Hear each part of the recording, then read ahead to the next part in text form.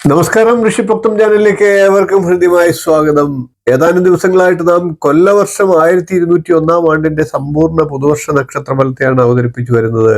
ഓരോ നക്ഷത്രക്കാരുടെയും ഫലത്തെ പറഞ്ഞു വരികയാണ്. അശ്വതി മുതൽ ഉത്തരം വരെയുള്ള നക്ഷത്രക്കാരുടെ ഫലത്തെ പറഞ്ഞു. ഇന്ന് അതിന്റെ തുടർച്ചയായിട്ട് നമുക്ക് അത്തം നക്ഷത്രക്കാരുടെ സമ്പൂർണ്ണ പുതുവർഷ നക്ഷത്ര ഫലത്തെ പരിശോധിക്കാം.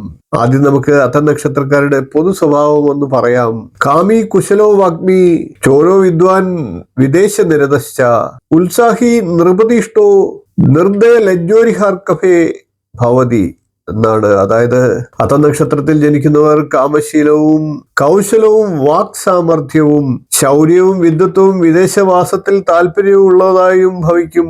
കൂടാതെ ഉത്സാഹശീലരായിട്ടും രാജപ്രിയരായിട്ടും ഭവിക്കും. അതോടൊപ്പം തന്നെ ലജ്ജയും ഭയവും ഇല്ലാത്തവരാകും. കൂടാതെ ശത്രുക്കളെ ഹനിക്കുന്നവരായിട്ടും ദയയില്ലാത്തവരായിട്ടും ഭവിക്കുമെന്നാണ്. ഇനി നമുക്ക് അത്ത നക്ഷത്രക്കാരുടെ പുതുവർഷ നക്ഷത്ര ഫലത്തെ പരിശോധിക്കാം.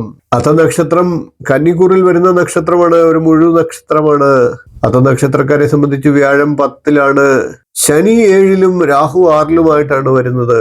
കേതു ആകട്ടെ 12-ാം ഭാവത്തിലുമാണ്. സമ്മിശ്രമായിട്ടുള്ള ഗുണാനുഭവങ്ങൾ തുടരുന്നതാണ് ഈ പുതുവർഷത്തിലും. പുതിയ തൊഴിലൊക്കെ നേടാൻ ആഗ്രഹിക്കുന്നവർക്ക് ലഭിക്കുന്നതാണ്.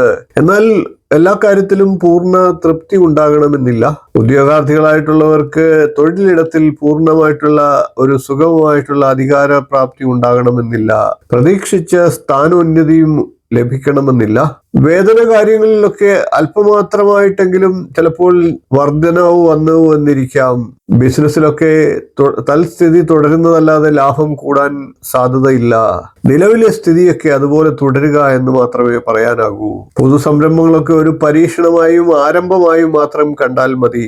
ശനി 7-ൽ നിൽക്കുന്നതുകൊണ്ട് തന്നെ വിദേശ യാത്രയ്ക്കൊക്കെ ശ്രമിക്കുന്നവർക്ക് അതിന് സാധിക്കുന്നതാണ്. വിദേശത്തേക്ക് തൊഴിൽ കാര്യത്തിനോ പഠന കാര്യത്തിനോ ഒക്കെ പോകാനുള്ള അവസരങ്ങൾ വന്നു ചേരും. വീട് നിർമ്മാണത്തിന് തുടക്കം കുറിക്കാനുള്ള സാഹചര്യങ്ങളും വന്നു ചേരും. അതേപോലെ തന്നെ വാഹനം വാങ്ങാൻ ആഗ്രഹിക്കുന്നവർക്ക് അതിനും സാധ്യതയുണ്ട്. രാഹു 6-ാം ഭാവത്തിലുള്ളത് തന്നെ ചിലപ്പോൾ അപ്രതീക്ഷിതമായിട്ടുള്ള ധനാഗമത്തെയും കൊണ്ടുവന്നു എന്നിരിക്കാം.